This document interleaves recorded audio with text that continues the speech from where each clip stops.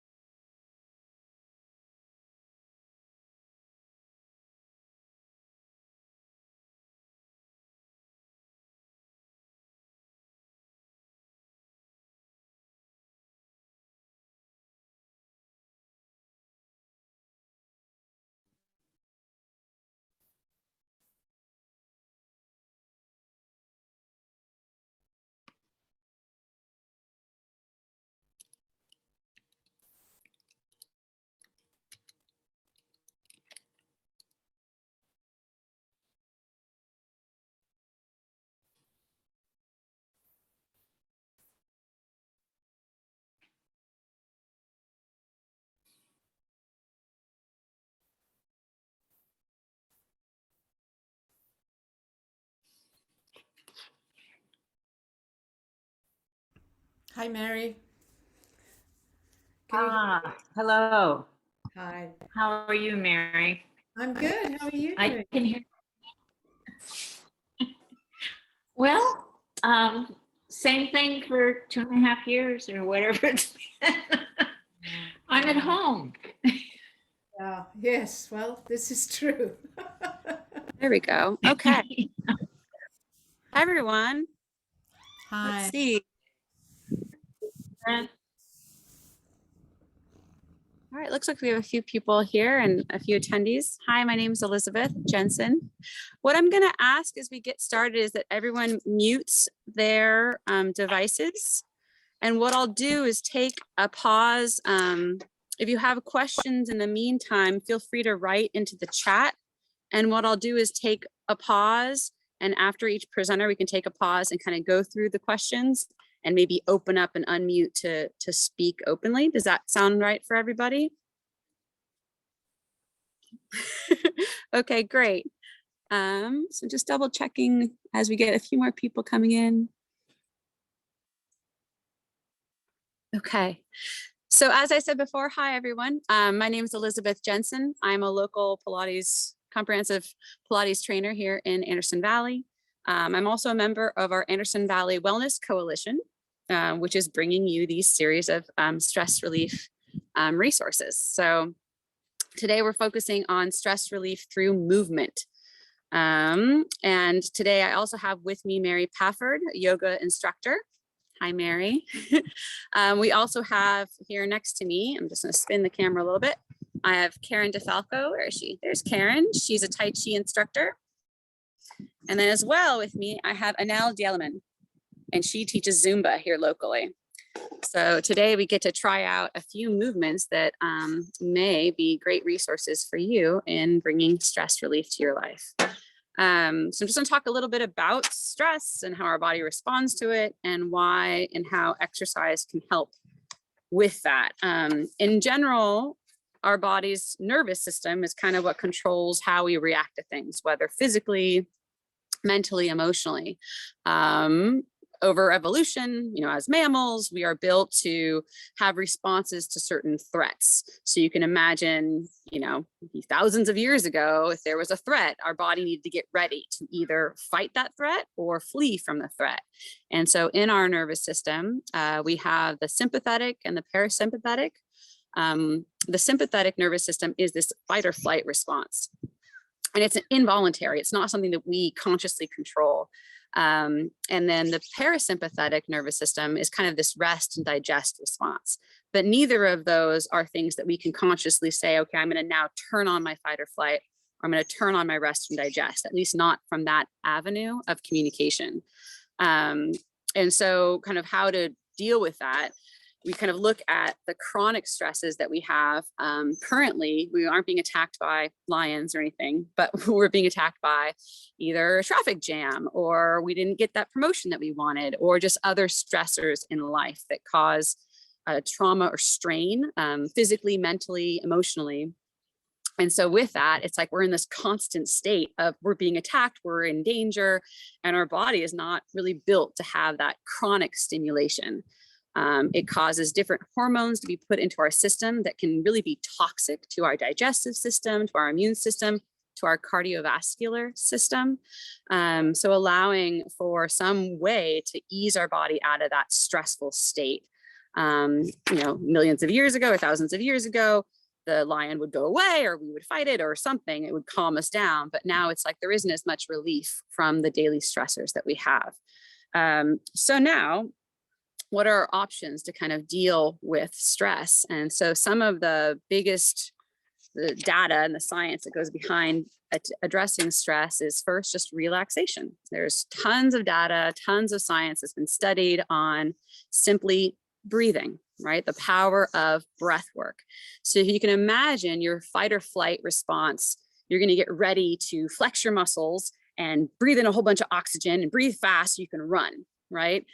So almost in the reverse, if you can slow down your breath, it's like this reverse feedback to kind of tell your brain to calm down. It disrupts that fight or flight response. It kind of disrupts that neural pathway, and it starts to allow ourselves to do something different, kind of from the opposite direction. Another relaxation technique is just meditation, which involves breath. So focusing your mind on kind of stepping outside yourself and being able to acknowledge, okay, this is what I'm feeling. This is a feeling. This is not me. I can acknowledge that I'm feeling stress. I'm not controlled by it. And so meditation often kind of makes you aware of your thoughts, and it gives you that ability to kind of recognize a thought and put it down. A lot of meditation can also focus on your breath or focus how your body feels, rather than just being a victim to that feeling or being kind of hijacked by that feeling. Music is also a relaxation technique that has been shown through the data that kind of that rhythm helps to kind of calm the body and again, change those neural pathways. And then exercise. So you might think like, oh, your body's built for this fight or flight movement. I'm charged. I've got my oxygen levels ready to fight or run. I've got my muscles all tense. Everything's ready. My digestion has shut down. Any non-essential systems have been shut down, so I can focus on physical movement. So exercise actually takes advantage of that. It's like, okay, let's move. Let's do this thing. We don't have to fight a lion, but we can dance around the room. We can take a walk. We can do a run. We can do some squats. And all of a sudden your body is getting that kind of flushing it out. You're flushing out that fight or flight kind of system. The other benefits of exercise are simply almost preventative. Exercise has been shown to improve your cardiovascular health.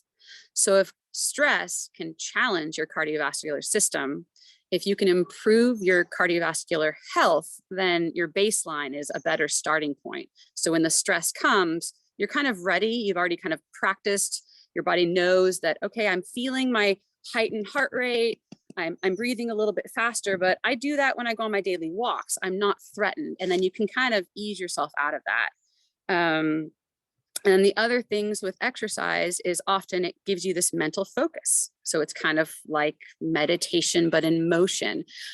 Sports have been shown to really help reduce stress because you're activating different parts of your brain that are learning centers. And so your learning center in your brain and then your physical body, right? The nervous system that's a part of your physical body are having to talk to each other, right? So you're not just a victim of one or the other. They're working together as a partnership.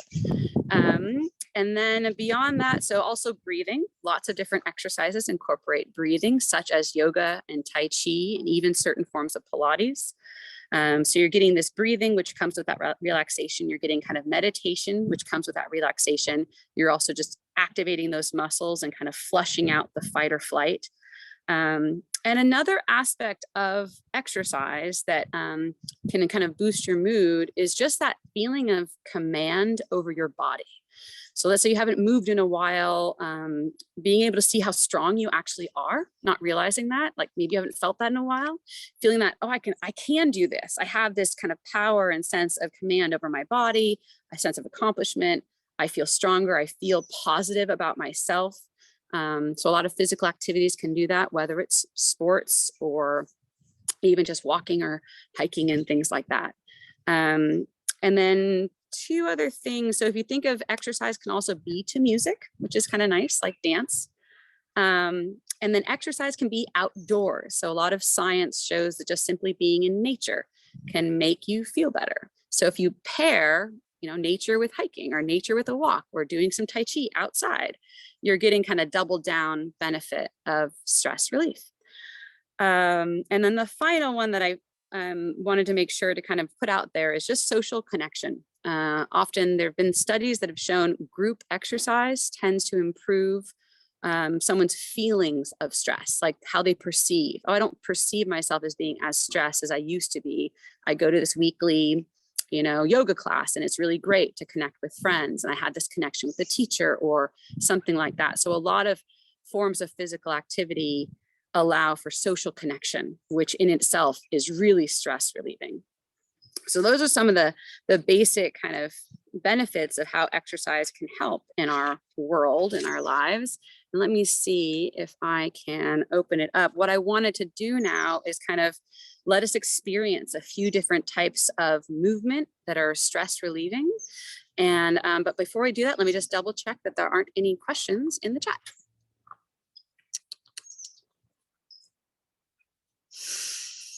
Oh, Mary, you can't hear. Can everyone else hear?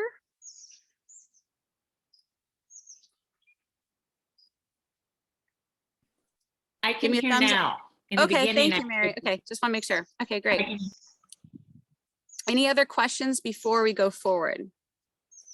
I know. Okay, great. So I'm going to hand it over to Mary, who's going to introduce herself, what she does, and maybe let us to experience a little stress relieving movement experience. Well, thank you, Elizabeth. Can everybody hear me? Yes? Okay, good.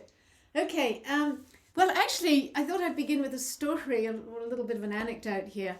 I don't know if some of you were listening to KZYX last week and Dr. Colfax's show, but a woman called in, and maybe it was one of you, who's obviously having, a lot of difficulty with this transition time that we're in. Really challenging. And I completely could empathize and relate to what she was saying. And as she said, at some point, she said, now don't tell me to close my eyes and breathe and meditate and do yoga. And I thought, well, that's my whole life. But I really did understand what she was saying, that she didn't want a palliative, like, let's just move this stress to the side. She wanted to really resolve, what these underlying conditions are. And at the end of it, she was saying, well, we need to get engaged. We need to get more active. So this is exactly right. And what Elizabeth's doing here by bringing us together to talk about movement, I think the combination of some of these things that we're going to do today and being more engaged as we have not been able to be in society recently, it is the ideal way to sort of look at stress. It's not like in ancient times, in the early yoga times, there wasn't stress. There was always dukkha, as it was called, which could be translated as stress. And these techniques evolved to deal with that and engage with it. So that's why I think yoga is actually a wonderful type of practice to help people through this time. And what I'd like to do, and I think I've got about, 6 or 7 minutes, Elizabeth, or what? Yeah. Okay, I'm going to really try and keep an eye on the clock because, as you know, I can talk aplenty. But what I thought we'd do, first of all, if you need to sit down, that's fine. But if you can, stand up now, because I think yoga's many qualities starts with how we stand in the world, how we feel our feet on the floor. And have your feet apart, stand as tall as you can without any stress or strain. And if you can't stand today, just sit on a chair, but get that same kind of feeling of length through your spine. And then just shake. Shake your arms, shake your legs, let everything become jello-like and very slightly bounce. Now, if you're sitting on the chair, you can do a little bounce too. But those of us who are upright, we can, like Elizabeth said, it's a move around to music or imaginary music. So you're just letting that stress out of your body and you're finding your bones. Just let that go. And really feel your bones. See if you can grow into your bones. When we are stressed and we come into this fight, flight, or freeze, we shrink.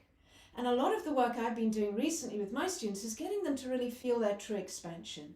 So if you can, bring your hands together in front, inhale, and as you exhale, extend the arms away and take the arms up.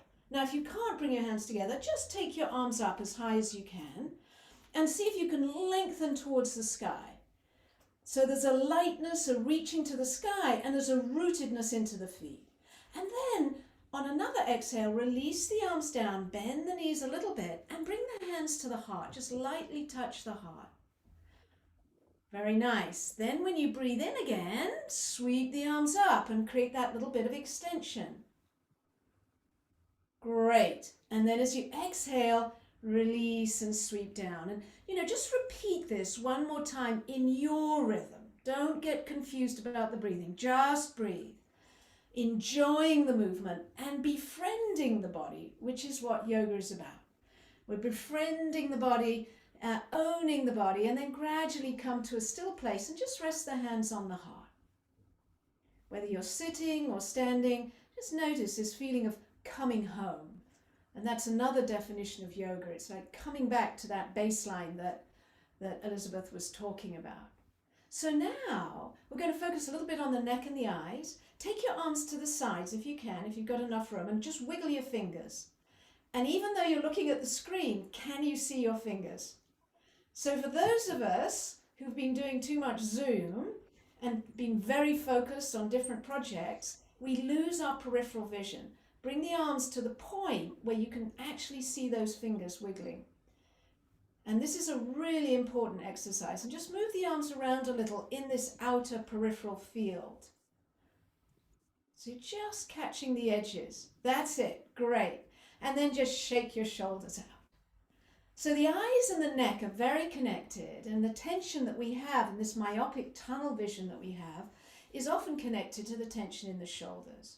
So let's just try taking the shoulders up towards the ears. Now, I used to call this Ukiah posture because most of my students lived in Ukiah, and it seemed like a lot of people walked around like this, and you're probably not breathing. So take a deep breath in, and then as you exhale, just let your shoulders go. And you notice I made a noise there, so just let your mouth open and let any sound come out. Try that again, imagining somebody else is doing it to you. Lift up, up, up, up, up. And then as you exhale, just let it go. And you probably feel a little longer in the neck. Now, bring your hand up and just tilt your head to the side. Doesn't matter which side. And see if you can feel these gnarly muscles at the base of the neck and dig into these muscles. Breathe. And if they, what I really encourage people is to groan, to sigh, to stretch the mouth, make crazy facial expressions, because that too releases the tension that we've accumulated in the neck and the head and in the whole body. Well, if my tight base of neck could speak, I'm sure it would be full of expletives. But anyway, come back to center, release the arm, close the eyes for a moment, and just see if it's a little bit different. Just that teeny little bit of stretching. And then, whether it is or not, open the eyes and tilt the head to the other side, because as most of you know, do any form of exercise, we really do need to balance the sides, and that, creating a little bit of harmony, a little bit of symmetry in the body, enhancing the symmetry, really does help to center the nervous system, to let go of the sense that there is danger or threat around us.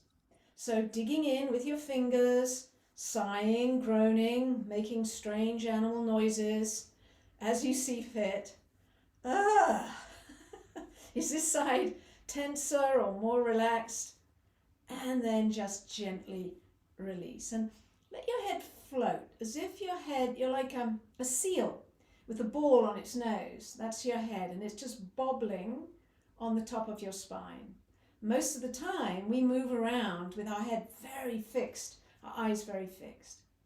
And then we're just going to finish off with a couple of little eye exercises. First of all, put one hand over one eye. Just see if you can relax that eye and move the other eye around. See if you can move it up and down and into the corners. And I found in the recent past, before COVID even, I've been doing much more work with the eyes, because I think most of us with screens, technology, our more seated lifestyles, we've gotten so dependent on our eyes, and they're tired, they're stressed, and we've also lost a broader perception. So just now, release, let that go. You may feel a little different through that eye, and now block the other eye and move your free eye up and down. Try and get into the corners. So you're exercising these muscles, and a lot of eye problems apparently are due to poor circulation, and some of the habitual positions we're in, really confirm those habits and more rigid perceptual patterns. And then just let that go. Just let your eyes release, and see if you can feel your eyes kind of floating. So now we're going to bring our hands to both eyes, but I'm going to suggest that you either come to a seated position and you use like a table, or you could use a pile of books, your joy of cooking, your Kama Sutra, whatever you've got. And then you're going to put your elbows either on the table, or you're going to put them a little bit raised up on your cooking books. And then rub your hands together, your palms. And then bring your hands onto your eyes. So this wants to be comfortable. And when you block out the light and you create this little bit of support for your head, this is called palming. And it's quite an ancient practice that can be very, very useful. Now, if you've got contact lenses or glasses, you may have to abandon them to do this. But once you're in this position, see if you can relax your breathing. And I know I'm going to get a little bit more discussion of breathing later. See if you can relax your shoulders and your neck and your mouth and those places that we just touched into so briefly. And imagine a dark landscape, a moonscape, like these beautiful moonscapes that we have had recently in the valley. And as you breathe in, see if you can breathe that darkness into your body. So this is like a refuge. Breathing in darkness, breathing out tension, stress, the worries of the day, all the different things that tend to accumulate, and just breathing in the calmness and sweetness of the dark. Now you can do this for 2 minutes, you could do it for 15, you could lie on your back and do it supine. You could do it in between clients or phone conversations. Just resting your eyes from the computer, from the outer world, and coming inside. So if you're comfortable there, stay there. If you feel like you've had enough, come up. And I just thought I'd finish with a rather sweet little poem. We use imagination, we use visualization, we use breath. We also use poetry in yoga because it enhances these other aspects of ourselves that get lost when we get caught up in a stress world. So in whatever position you prefer, you may want to just have your eyes closed if you're not palming. This is a poem by Dana Folds called Allow. There's no controlling life. Try corralling a lightning bolt containing a tornado. Dam a stream and it will create a new channel. Resist and the tide will sweep you off your feet. Allow and grace will carry you to higher ground. The only safety lies in letting it all in, the wild and the weak, fear, fantasies, failures and success. When loss rips off the doors of your heart or sadness veils your vision with despair, practice becomes simply bearing the truth. In the choice to let go of your known way of being, the whole world is revealed to your new eyes. So I invite you to now, this is Mary speaking, just to come up, release the hands and rather quietly open the eyes and just let the light bathe the eyes. So you're not looking out. There's that sense of receiving light, as if your whole body's like a retina. And that in itself will help create a sense of calmness, ease, and these fresh eyes, fresh vision, a new possibility. And now I'll pass it back to Elizabeth. Goodness, let me see if I can switch this. There we are. Hi. Thank you, Mary. Mary, do you want to quickly just share how people can reach you or what you're doing lately? Well, like most folks, I've been home and I've been teaching from home, and there's a couple of folks here I see who come and are part of our online community, which has been very strong. Still is. And that's, if anybody wants to find out, it's at maryyoga.com. The website is very simple, maryyoga.com. And the information about the online classes is at .com/live, Live. So, you know, and I'm just going to check something out this week to see if I can teach an in-person class outside soon in the Valley, because I really feel that would be lovely. So, and then I'm teaching a retreat locally at Bell Valley in the summer. So there's all sorts of things like that going on. And there are lots of great yoga teachers, and I think you're going to hear for some more in this series. So, you know, if anybody's interested in yoga, there's a lot of possibilities in the Valley. Okay. All right. Thank you so much, Mary. All right. So now here is Karin DeFalco. She's a local Tai Chi instructor. She's going to talk to us a little bit about Tai Chi.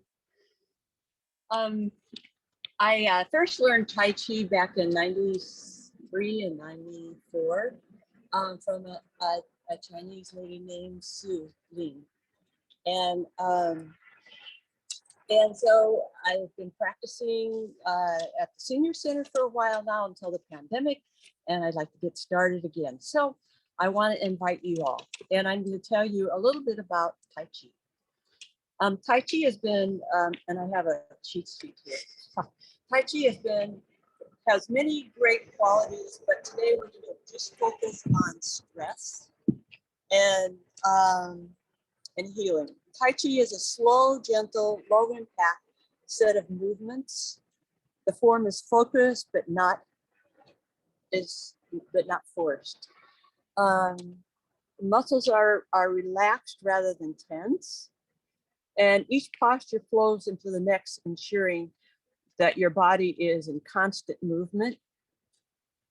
This is a gentle way of decreasing stress, and that's what we're focusing on. And decreasing anxiety, depression, and also flexibility and balance and strengthening. So I'm going to do one of the forms, and it's called Tai Chi 24. It'll take about 3 minutes, and I just want to share with you another thing. If you have lots of options for learning Tai Chi, such as a video on television, YouTube, but there's something to be said about a class that's face-to-face. One is you have a live teacher that's in action. The next is you can get feedback. Camaraderie of a group is really important, especially in the pandemic where we've been kind of isolated. There's lots of positive health things other than physical health from being in a group. Instruction can be individualized because sometimes people have arthritis or a bad knee or shoulder, and we can work around that. We can change it a little bit. Instructors may teach you how to practice Tai Chi safely, because sometimes we do things that are a little off.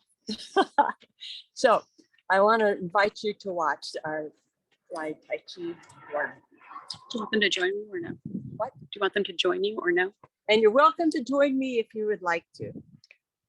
So first we start out and we do a lot of deep breathing while we're doing it and practicing. So we also do a big warm up to get started with doing this. I haven't warmed up, it's a little chilly here.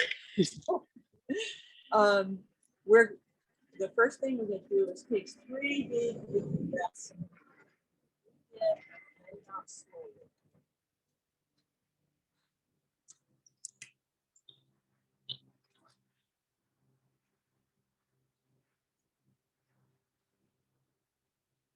I'm going to talk through this a little bit.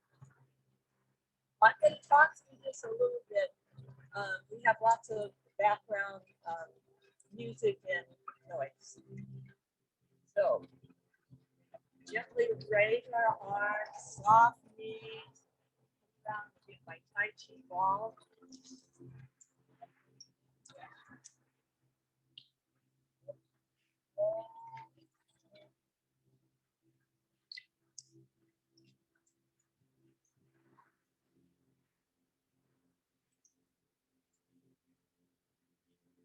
Step up and then this part's called crane. It's the wings. Step, brush, good.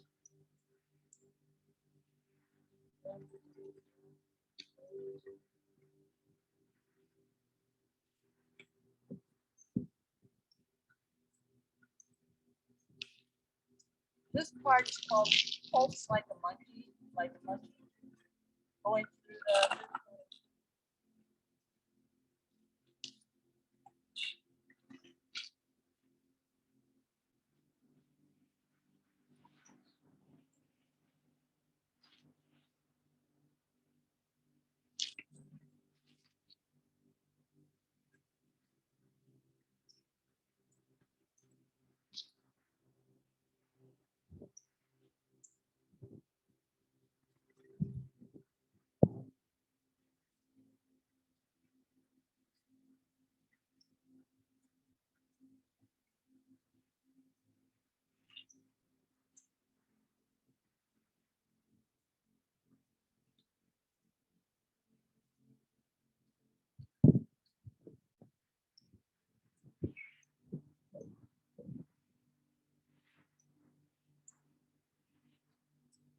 Next one is called clouds and sky.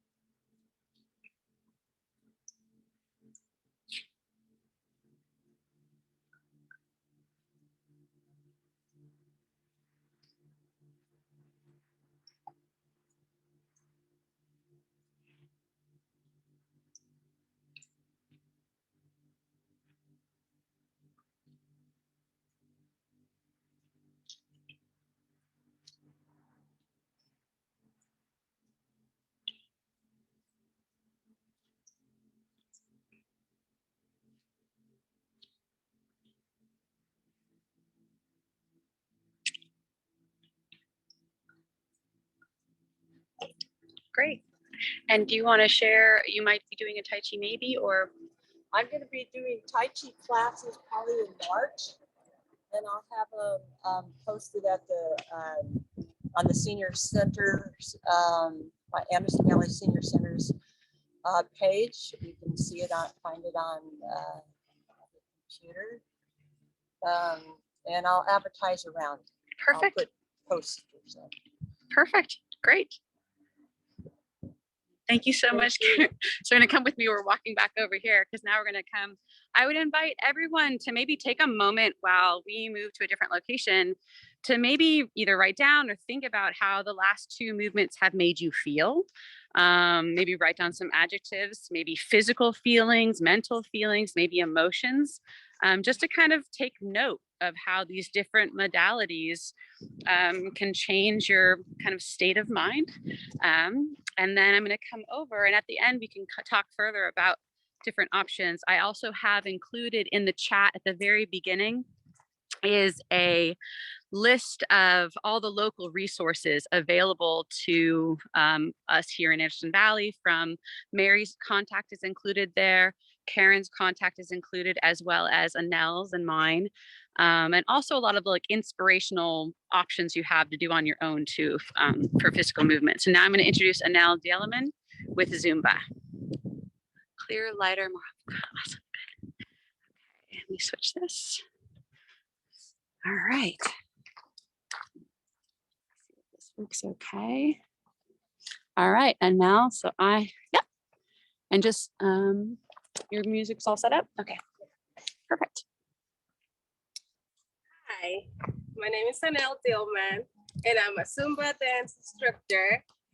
And I'm gonna show you right now what I normally do for Zumba classes. We normally do it every day, but time's gonna change very soon. Zumba, what is Zumba? Okay, well, Zumba is very much a Latino dance. Makes you feel a lot better, a lot younger, makes you moves all your body, and it just is free stress relief. We normally do like stretching. We start with the stretching. It involves balance, involves at the beginning, stretch all your muscles, all your joints. And after that, you start doing some, after the stretching, you start doing a little bit of warm up. After the cardio, sticks, I use weights. We use weights, it's optional. And after warm up, we start with the cardio. Everybody do the cardio, the stretching, and the warm up however you like. It's optional, but at the end, it's all that matters. It just feel better. It's all that matters. Let's start it. Okay.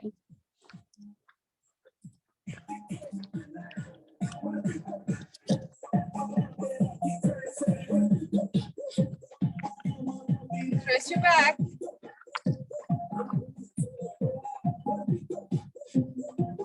Nobody gotta get hurt. Side. Stretch all your muscles. Arm, legs. This is very important.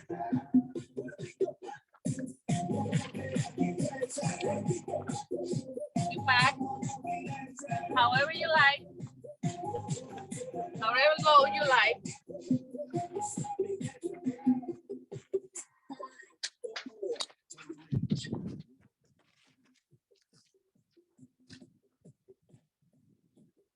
I use the stick, very important. Use the stick or hula hoop sometimes.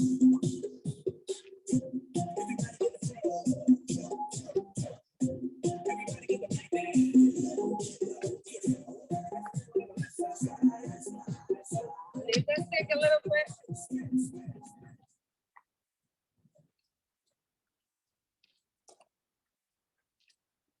Okay. Double squat.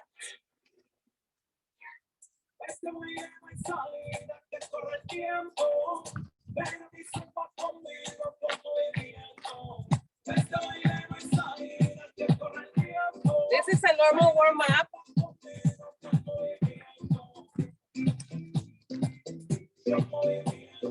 Up. Up.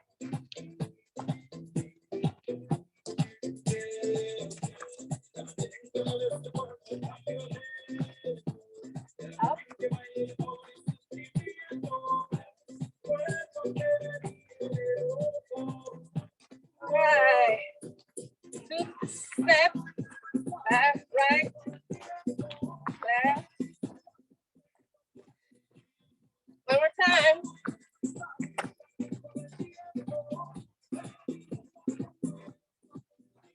Down. Up.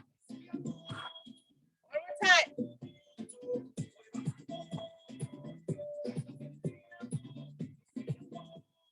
Little bit of the cumbia.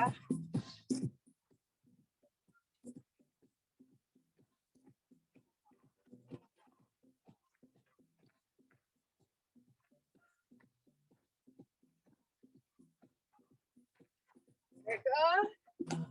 Let's hold the body sideways.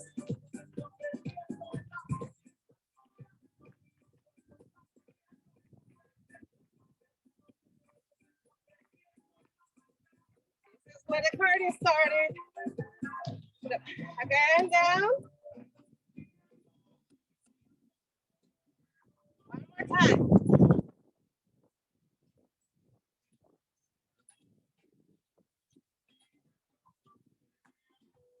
Yeah, again.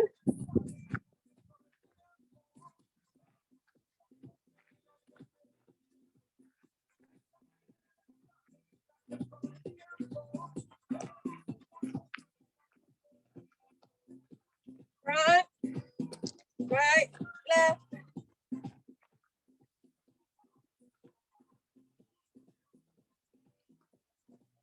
Try not to change too much. The step.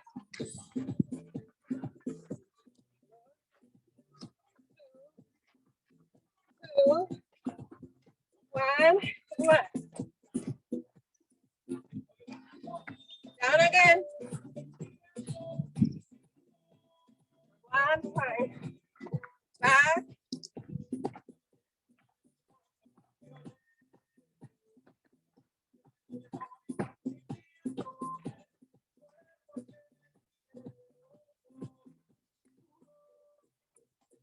Side.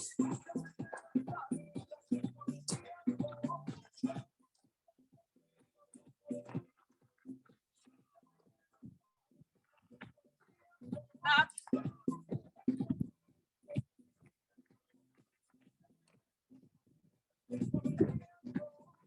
Little bit. Circle. There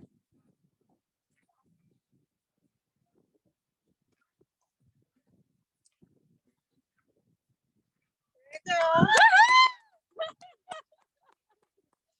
And now, can you tell us where we can do Zumba with you right now? Yes. We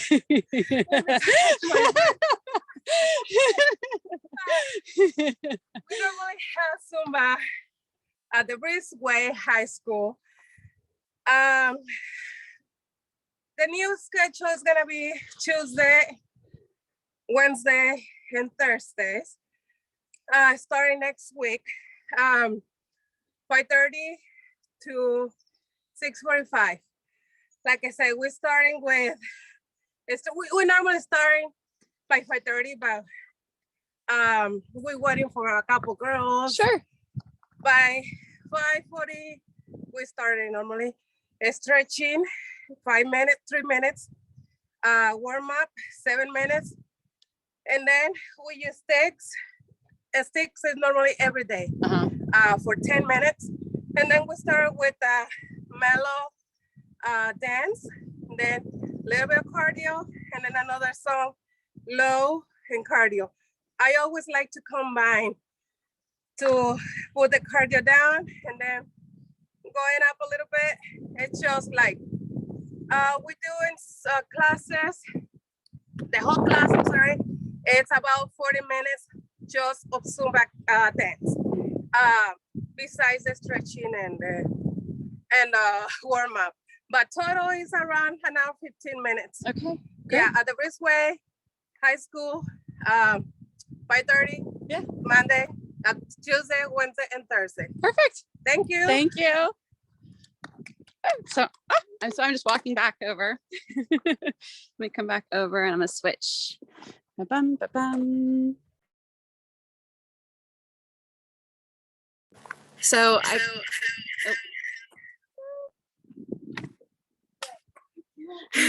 I think all of us have smiles on our faces after that one. It's a really great feeling.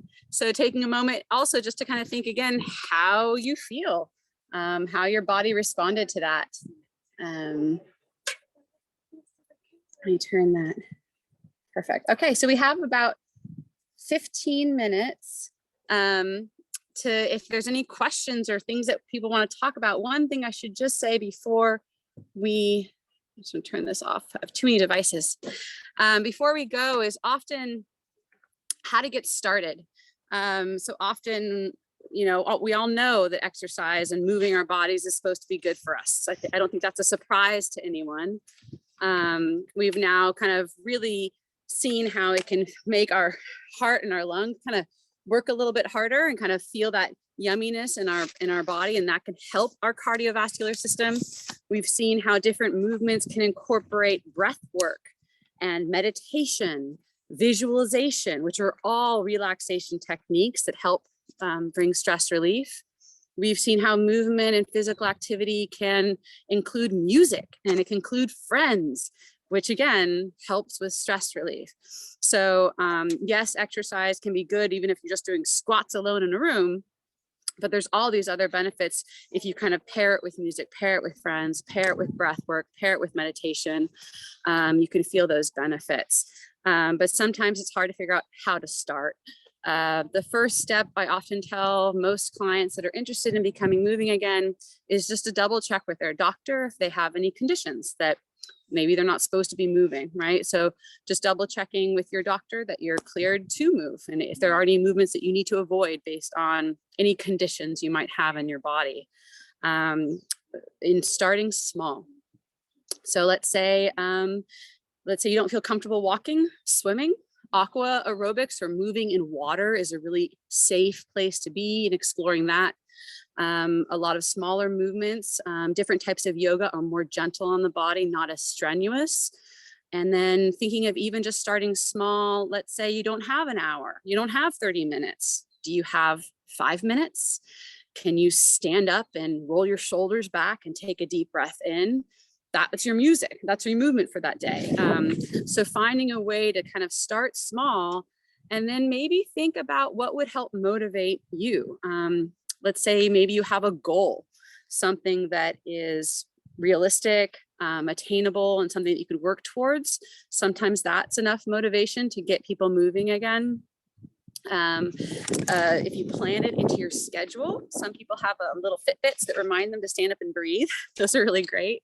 Or Fitbits that clock your steps. But somehow putting movement into your life, it's important. It's part of your health, not just your physical, but your mental, your emotional health.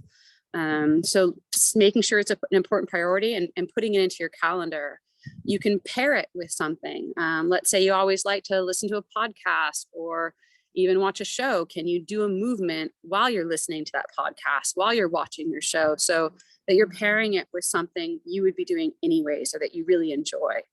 Another thing to help getting moving again is meeting with a friend, having a friend, hey, I'd like to start moving again. You want to help me? So thinking about who might be resources in your life that can be your partner, whether on a walk, a hike, or whether doing a class together would be great. Other things that can be helpful as far as try to stick with it is, let's see, I did that one, SMART goals, enlist a friend, plan a reward. Sharing your goals. So sometimes just talking about, I'm going to start walking again. If you say it out loud, all of a sudden you're kind of like, oh, I've committed to it. And you're more likely to stick to that habit of trying that new thing. So that's another way to kind of get started again. So I think those are kind of some things I wanted to make sure to share with you all. Any questions, I guess. I'll double check into the chat if there's anything that people have saved. Where are we? Let's see what people are sharing. Oh yeah, so anything you felt, Mary felt clearer, lighter, and more hopeful after, I think it was either the yoga or the Tai Chi experience, yeah. So if you want to unmute yourself, you're welcome to ask any questions and I can do my best to answer anything. In the chat again is a list of resources from yoga instructors to Tai Chi instructors. I teach Pilates and I teach ballet in the Valley, as well as there's Zumba. There's lots of options for movement here in the Valley. Any questions or concerns or things that might stop you from moving that maybe we can troubleshoot together? I have a question, concern, something or other. So I like to move a lot, and when I do, I sweat. Can you unmute yourself? I think I have. There you are. Try again, one more time. Okay, so when I move a lot.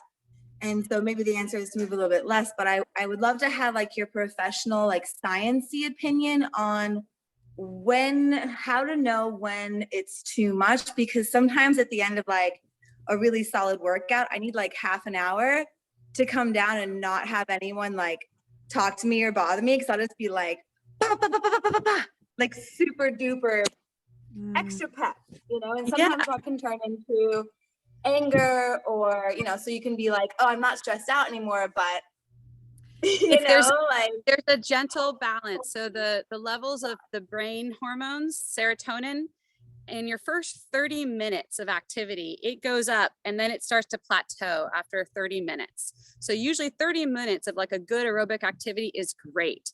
Something to be careful of is like high intensity interval training, or like just super endurance athletes. They often go too hard and it floods their system with cortisol. And that can cause this kind of just not healthy, not feeling good. So being sure to not push yourself too hard, and or building in a coming down. So if you're going to do an intense workout, you actually have to put into your, okay, I know that if I'm going to do this, I need to plan for easing out of it to kind of bring myself back so that I can re-enter. So usually there's this good sweet spot around 30 minutes where you're feeling that good energy. And sometimes if you go too intense after that, you can get to that, but it kind of depends on the person. It depends on the intensity of the activity.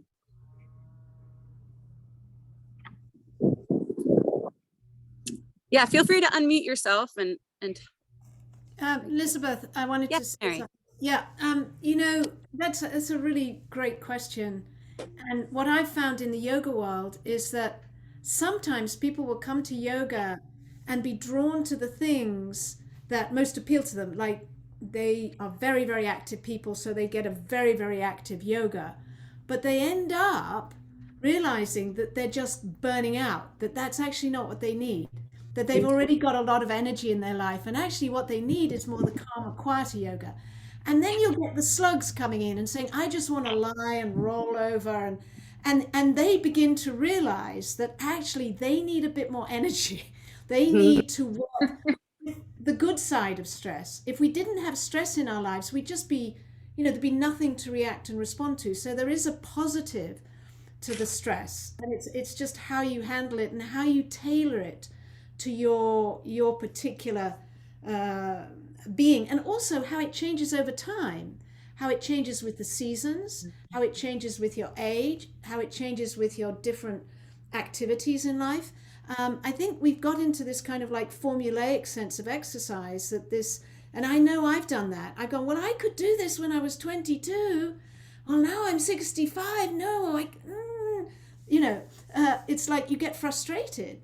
So I think creating, as you say, goals are really, really helpful, very important, but not unrealistic ones. And also being curious to look out of the box and go, just as Pixel Annel? I'm not sure who it was. I can't see the screen now. But that wonderful comment. It's like we know ourselves, but do we really know ourselves? And this is where the movement can really be a journey into getting clearer where we're at. So yeah, and I just love that. I love that Zumba. I thought that was great. Isn't that so fun? Yeah, exactly to your point, Mary. That's right on. Any other questions or things you want to share? Yeah, I have a question, Mary. I exercise a lot, but I have trouble sleeping. And I do a variety of exercises, and I don't do them before bed, but there's so many people here that have expertise. What would you recommend for people like me to do to wind down and let go before going to bed? Wow. Mary, you might be able to speak to that best. Well, you know, this comes up a lot. And particularly with people like yourself, Mary, who are quite active. And it's like, well, what is the activity doing during the day to, what is the mental state, really? What's the mental and emotional state? So probably the activity is very de-stressing and very good for you and very good for your body, but you may have to tailor it in terms of the distance between the activity and nighttime. And I would experiment with your different activities. Experiment, or which night did I actually sleep better? The day when I took a day off from that particular exercise, or the day when I really went gung-ho and walked miles and miles? Was that a better day for sleeping? You know, so that you start to tune in and realize that we're not machines. I mean, I'm sure you don't think you're a machine, but you know, we can get that sense that, well, that should be good for me. That should make me feel better. That should de-stress me. Maybe it'll charge the stress up. Then at nighttime, it's really important, the nighttime sequence. And it may be something that I'll do a workshop at some point, because one needs to sort of gradually work with the light and gradually dim the light in the house, and also not be on screens or stimulate things a few hours before going to bed, which you probably aren't, but some of us are. So it's worth saying. And then I like to do, if I'm having trouble sleeping, I like to take my legs up the wall, which I'm sure you know, or put my lower legs on the sofa. I'll do palming, and I will do and this is nothing very sophisticated. I'll call it a heart meditation, but you don't have to think it belongs to any religion or tradition. But I just sometimes will bring myself into my heart and just sometimes cover my heart with a pillow and just speak to myself like, you know, in a very kindly way, you know. And that kind of dialogue can really help with insomnia and also with calming the body down, because a lot of the sleep, I don't know about you, Mary, but it's the expectation to sleep. It's like, oh no, I am not sleeping. Oh no, 2 o'clock, 3 o'clock, I'm going to be a mess tomorrow. Oh no, you know, and the mind just, so it's like trying to cut into that and whisper sweet things to ourselves that would eventually sort of cut that line of obsessive and not very productive thinking. So those are just a few things, but I mean, it's really worth a workshop, I have to say. Yeah, there's definitely Quick data question, that though. shows. Sorry.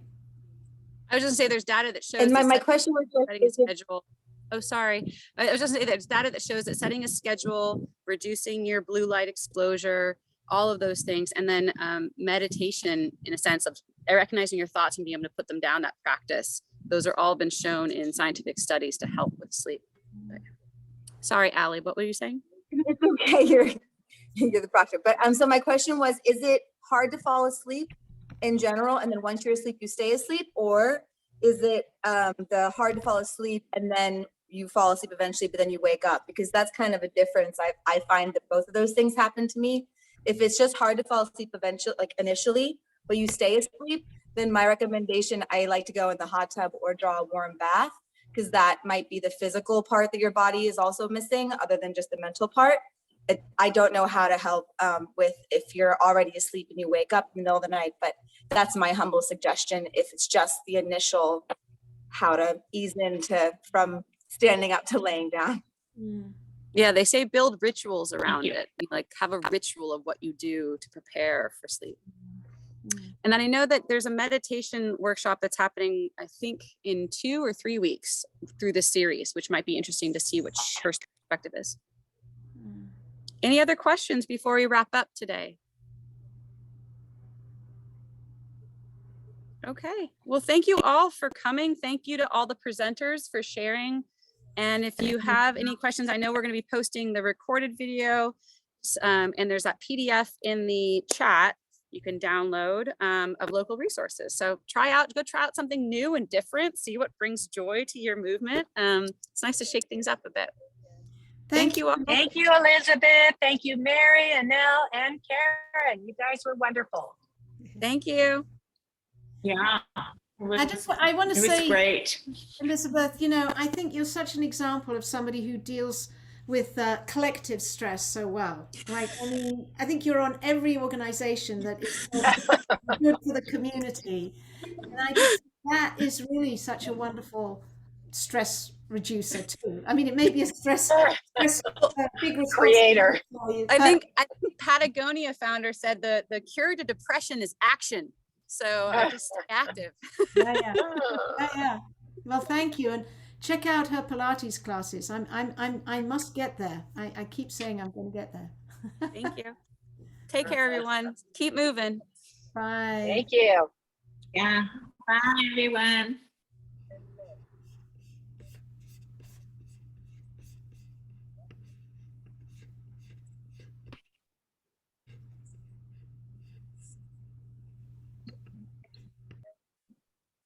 All right.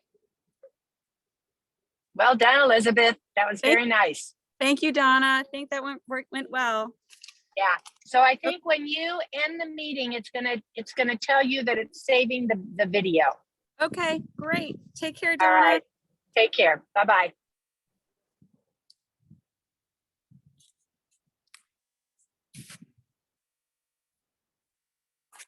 You'll receive an email notification